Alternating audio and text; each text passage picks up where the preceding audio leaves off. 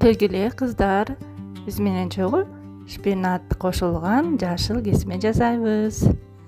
Мына шпинаттын смузиси. Кадимки эле шпинаттын эзилген смузи.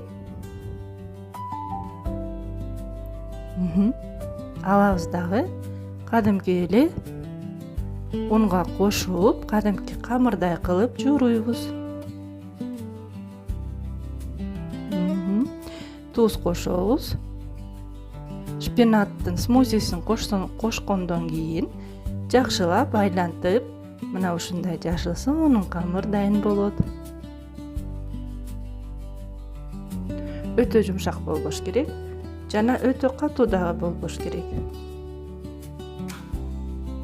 Бир аз айланган соң эми тесто эместен өткөрөбүз. Карагыла, кадимки эле жашыл камыр чыгып жатканын көр. Акооздугун карачы кандай сонун керемет. Бир нече соң айланткан соң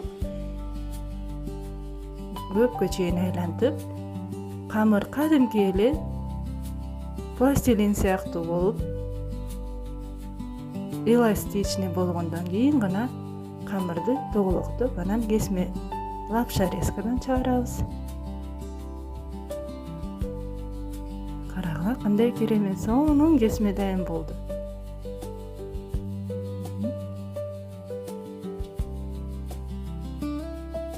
Жашыл кесме.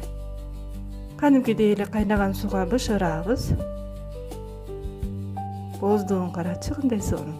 Жап-жашыл. Көп ойлошот, муну краситель депчи, кадимки краситель кошулган деп. Бирок жок, бул кадимки эле шпинаттын смузисине ошого ошон үчүн ушундай жап-жашыл болуп калат. Мына эми кесмебиз да дайын. Эми даамдатып көрөлү. Карагачы кооздугун. Адамы да өтө сонун. Анан даамдатып көрөлү.